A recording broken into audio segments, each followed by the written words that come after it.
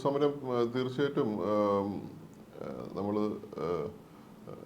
2 മാസത്തെ മുമ്പത്തെ മുതലുള്ള ടൈം ലൈൻ പരിശോധിച്ച് കഴിഞ്ഞാൽ ഈ ഒരു പരീക്ഷയുമായിട്ട് ബന്ധപ്പെട്ട, പ്രത്യേകിച്ച് നീറ്റ് പരീക്ഷയുമായി ബന്ധപ്പെട്ടൊരു വിഷയം അതിനകത്ത് എന്തായാലും അന്തർലീനമായി ഉണ്ട്. ഇത് വളരെ ഒരു കുറച്ച് വിഭാഗം ആൾക്കാരെ മാത്രമല്ല ബാധിക്കുന്നത്. എഞ്ചിനീയറിങ്ങും അല്ലെങ്കിൽ മെഡിക്കൽ രംഗവുമായി ബന്ധപ്പെട്ട എല്ലാ കോഴ്സുകൾക്കുമൊക്കെ ഒരു ഗേറ്റ് വേ ആയിട്ടാണ് ഇത് വർത്തിക്കുന്നത്. അപ്പോൾ അതിനകത്ത് നടക്കുന്ന ഒരു അഴിമതി അത് വർഷങ്ങളായിട്ട് നടക്കുന്നു, റിപ്പീറ്റഡായിട്ട് നടക്കുന്നു.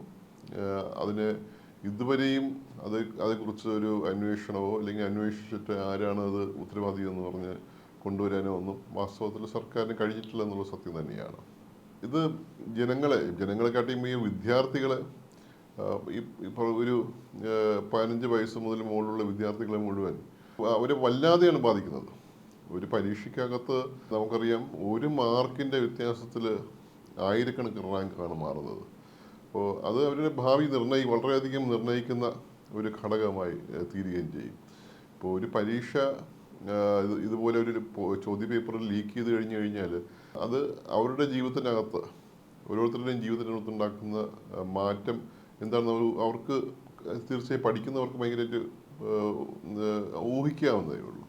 അവരുടെ പാരൻസ്, ഇതൊക്കെ വർഷങ്ങളായി നടക്കുന്ന പ്രിപ്പറേഷൻസാണ്. മുമ്പൊക്കെ ഇതൊക്കെ പറയുന്ന പോലെ ക്രാഷ് കോഴ്സും അല്ലെങ്കിൽ ചെറിയ ഈ പ്രീ ഡിഗ്രി തുടങ്ങുന്നത് അല്ലെങ്കിൽ +2 തുടങ്ങുന്നത് മുതൽ ഉള്ള പ്രിപ്പറേഷനൊക്കെ ആയിരുന്നെങ്കിൽ ഇപ്പോൾ അങ്ങനെയൊന്നുമല്ല.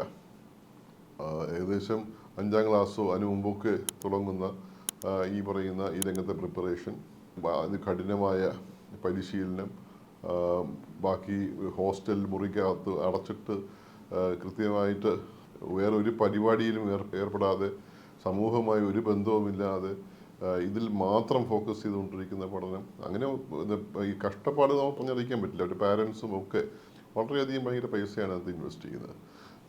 ഇത് ഉണ്ടാക്കുന്ന ഒരു വലിയൊരു പ്രശ്നം ഇങ്ങനെ ആൾക്കാരുടെ മുമ്പിൽ, വിദ്യാർത്ഥികളുടെ മനസ്സിൽ ഇങ്ങനെ വലിയ പ്രശ്നമായി മാറുകയും അത് മറികടക്കാനായിട്ട് അവർക്ക് വേറൊരു വഴിയില്ലാതെ ആവുകയാണ് ചെയ്തത്. അപ്പോഴാണ് ഒരു ട്രിഗറിങ് ഫാക്ടർ അതിനകത്ത് തീർച്ചയായിട്ടും ഈ കാര്യത്തിനകത്തൊരു ട്രിഗറിങ് ഫാക്ടർ സുപ്രീം കോടതിയിൽ ജഡ്ജിൻ്റെ ആ ഒരു സെൻറ്റൻസ് തന്നെയായിരുന്നു. അത് വേറെ എന്തിനെക്കുറിച്ചായിരുന്നാലും ശരി, പറഞ്ഞത് എന്തിനെക്കുറിച്ച് ആയിരുന്നു എന്നുള്ള ഒരു വിഷയമല്ല. പക്ഷേ അത് കൊണ്ടത് മുഴുവൻ ഈ പറയുന്ന ഇത്രയും വർഷമായിട്ട് ഇതുപോലെ പഠിച്ചിട്ട് ആ സിസ്റ്റത്തിനകത്ത് നിന്ന് നിഷ്കാഷിതരായിട്ടുള്ള പാവപ്പെട്ട, അവിടെ വെച്ചാൽ ഇപ്പോൾ അധ്വാനിച്ച് പഠിച്ച ഒരു വിദ്യാർത്ഥികളുടെ ഒരു കൂട്ടത്തെയാണ് കോക്രോച്ച് എന്ന് പറയുന്ന പാറ്റ, നീക്കൊരു പാറ്റയാണെന്ന് പറയുന്ന ഒരു വാക്ക് ചെന്ന് തറയ്ക്കുന്നത്. അവിടെ ഒരു മനുഷ്യനെ എടുക്കുന്ന ഒരു പോസ്റ്റിന് അത്രയും റീച്ച് കിട്ടുകയാണ്, അതിലേക്ക് ആളുകൾ ഓടിക്കൂടുകയാണ് ചെയ്യുന്നത്. നിരവധി ഇൻസിഡൻസ് മുമ്പ് നമുക്ക് കാണാൻ പറ്റുന്നുണ്ട്.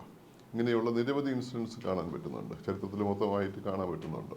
നിലവിൽ നിൽക്കുന്ന ഇങ്ങനെ നീറിപ്പുകയുന്ന പ്രശ്നങ്ങൾ വളരെ എന്താ പറയുക, നിസ്സാരമായിട്ട് കരുതുന്ന ഒരാളുടെ ഒരു വാക്പ്രയോഗമോ ഇല്ലെങ്കിൽ എന്തെങ്കിലും ഒരു ഇൻസിഡൻറ്റ് സമൂഹത്തെ മുഴുവൻ കാർന്നു തിന്നുകയും ഓരോ മനുഷ്യൻ്റെ ജീവിതത്തിലേക്ക് അങ്ങ് ഒരു വലിയൊരു നെഞ്ചത്തൊരു ആണി അടിച്ചതുപോലെ തറച്ചു കയറുകയും അയാൾ ഒരു ജനത മുഴുവൻ സടകുടഞ്ഞെഴുന്നേറ്റ് എന്തെങ്കിലും ചെയ്തേ പറ്റൂ എന്ന് പറഞ്ഞിട്ട് ഓടിക്കൂടുകയും ചെയ്യുന്ന, അതൊരു വ്യത്യസ്തമായിട്ടുള്ളൊരു സമര രൂപത്തേക്കും ഒരു നിലനിൽക്കുന്ന സിസ്റ്റത്തിനെതിരെ അതിനെ മറികടക്കാനുള്ള പല ശ്രമങ്ങളും അത് നടത്തിക്കൊണ്ട് തന്നെയാണ് മുന്നോട്ട് പോകുന്നത്.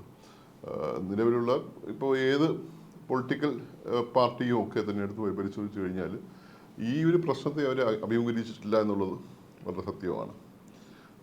അതിനപ്പുറത്തേക്ക് പോകാൻ വേണ്ടിയിട്ടുള്ള ഒരു സ്പേസ് വാസ്തവത്തിൽ തുറന്നെടുക്കുക എന്നുള്ളതാണ് വാസ്തവത്തിൽ സംഭവിച്ചിട്ടുള്ളത്. ഒരു അനിവാര്യമായിട്ടുള്ള ഒരു ആക്ഷൻ തന്നെയായിരുന്നു അതെന്ന് നമുക്ക് പറയാൻ കഴിയും. അതുകൊണ്ട് തന്നെയാണല്ലോ ഇതൊക്കെ അംഗീകരിക്കപ്പെടുന്നതും ആൾക്കാർ ആ സമരം ചെയ്യുമ്പോൾ തന്നെ അതിൻ്റെ വീറും വാശിയും രക്തം ചൊരിയാനുള്ള അല്ലെങ്കിൽ ത്യാഗം അനുഷ്ഠിക്കാനുള്ള അവരുടെ ഒരു കെൽപ്പും ഏതറ്റം വരെ പോകാനുള്ള ഒരു വില്ലിങ്നെസ്, അതൊക്കെ തീർച്ചയായിട്ടും അതിനെ ആ സമരത്തിനകത്ത് എടുക്കുന്ന അത് പങ്കെടുത്ത ഓരോ ആൾക്കാരെ സംബന്ധിച്ചിടത്തോളം അത് എത്ര ഇമ്പോർട്ടൻ്റ് ആണെന്ന് തെളിയിക്കുന്നതാണ്.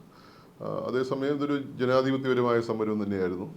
ഒരു റയറ്റിങ്ങോ അല്ലെങ്കിൽ അങ്ങനെ ഒരു നമ്മൾ ചരിത്രം പരിശോധിച്ച് നോക്കുമ്പോൾ ഇതൊരു റയറ്റിങ്ങോ ഇല്ലെങ്കിൽ കലാപവും കൊള്ളിവെപ്പും അങ്ങനെയുള്ള ഒരു അക്രമ സ്വഭാവമുള്ള ഒരു സംഭവമായിട്ട് നമുക്ക് കാണാൻ കഴിയില്ല. വളരെ സമാധാനപൂർവ്വം സമരം ചെയ്യുകയും തീർച്ചയായും അതിന് പുറത്തു ഉണ്ടാകുന്ന ആക്രമണങ്ങളെ അവർ ചെറുത്ത് നിൽക്കുകയും ചെയ്യുന്നൊരു ഏർപ്പാടിനപ്പുറത്തേക്ക് ഒരു പോലീസ് നിലയുള്ള നീക്കം ആയാൽ പോലും അതൊരു റെസിസ്റ്റൻസ് മൂവ്മെൻ്റ് ആയിട്ട് മാത്രമേ നമുക്ക് വിലയിരുത്താൻ കഴിയുള്ളൂ. അതിനപ്പുറത്തേക്കുള്ള ഒരു ഏതെങ്കിലും രീതിയിലുള്ള ഒരു നിയമത്തെ കയ്യിലെടുക്കാനുള്ള ഒരു ആഗ്രഹമോ അല്ലെങ്കിൽ പുതിയൊരു ടെററിസ്റ്റിലേക്ക് പോകാനുള്ള സംഭവമോ അല്ലെങ്കിൽ രാജ്യത്തിനെതിരെ പോകാനുള്ള സംഭവമായിട്ട് ഒരിക്കലും അത് വ്യാഖ്യാനിച്ച് കൂടാത്തതാണ്. അത് ആ സമയത്ത് ഈ പറയുന്ന എല്ലാ രാഷ്ട്രീയ പാർട്ടികളും ഈ പറയുന്ന ഈ ഭരണം ഭരിക്കുന്ന BJP അടക്കമുള്ള പാർട്ടികൾ അവസാനം എടുക്കുന്ന നിലപാട് തീർച്ചയായും ഒരു പ്രോ ഡെമോക്രാറ്റിക് നിലപാടായിട്ടാണ് ഞാൻ കാണുന്നത്. മന്ത്രി രാജിവെക്കുമ്പോൾ പോലും അവർ വേറെ ന്യായവും കണ്ടെത്തിയെങ്കിൽ പോലും അതങ്ങ് ചെയ്യാനായിട്ട് തയ്യാറാവുമ്പോൾ അതൊരു ഡെമോക്രസിയുടെ വിജയമായിട്ടാണ് നമ്മൾ കാണേണ്ടത്. അതാണ് എനിക്ക് തോന്നുന്നു ഇന്ത്യ ഒരു രാജ്യമെന്ന നിലയിലെടുക്കുമ്പോൾ നമുക്ക് ഇവിടെ നടക്കുന്ന ഈ പൊളിറ്റിക്കൽ മൂവ്മെൻറ്റ്സിനകത്ത് പ്രോ ലെഫ്റ്റ് സെൻറ്റർ അല്ലെങ്കിൽ റൈറ്റ് എന്നൊക്കെ പറഞ്ഞാൽ പോലും നമ്മൾ ജീവിക്കുന്ന ഡെമോക്രസി എത്ര കണ്ട് മെച്ചപ്പെട്ടിട്ടുണ്ടെന്നോ എത്ര കണ്ട് മെച്ചുവേർഡ് ആയിട്ടുണ്ടോ നമുക്ക് ഗേജ് ചെയ്യാൻ കഴിയാതിരുന്നതാണ്.